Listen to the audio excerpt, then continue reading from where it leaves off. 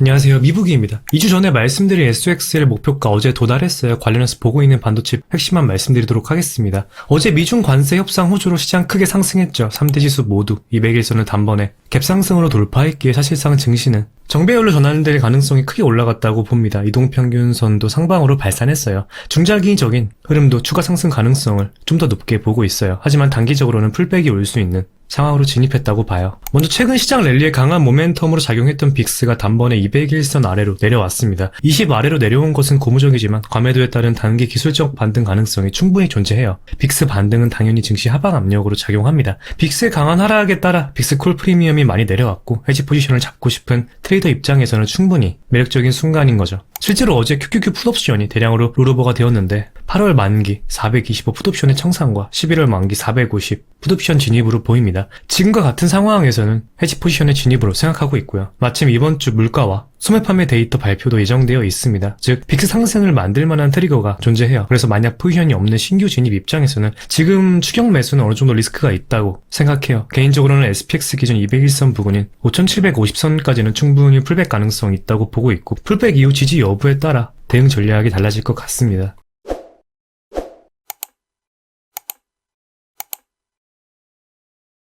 증시가 잘 상승해주면서 반도체 섹터 역시 굉장히 강한 흐름 보여주고 있습니다. 4월 말 반도체 섹터 말씀드리면서 SXL 목표가 치환시 17 수준이라 했습니다. SXX 209 수준이고 어제 도달했어요. 성향에 따라서 분할 매도하며 리스크 관리 가능한 구간으로 보고 있습니다. 주식 매매에서 목표가 설정은 매우 중요합니다. 아무런 계획이 없거나 단순히 오르면 판다는 식의 접근은 리스크와 리워드 비율 계산을 하지 않는다는 거고 수익 실현 타이밍을 놓칠 가능성이 높아집니다. 그리고 심리적인 흔들림으로 이어질 수가 있어요. 주가는 항상 공포와 탐욕이 반복되면서 변동하기 때문이죠. 목표가가 있다면 감정이 아닌 전략에 따라 매매를 진행하게 됩니다. 물론 목표가는 절대적인 것이 아니라 하나의 전략적인 기준입니다. 시장 상황이 변하거나 변수가 생기면 목표가도 유연하게 조정해야 하겠죠. 반도체는 스윙 관점에서 목표가를 말씀드렸고 도달했기 때문에 사실 비중 관리 후 눌림 매매가 유효하다고 봐요. 상황에 따라 다르지만 지금 반도체는 기존 박스권 하단 저항이 강합니다. 그래서 성향에 따라 비중 40에서 70% 정도 익절하는 것이 정석이라 봐요. 전량하지 않는 이유는 추가적인 과매수 오버슈팅 나올 가능성도 존재하기 때문이에요. 잔여 물량은 트레일링 스탑이 적절하겠죠.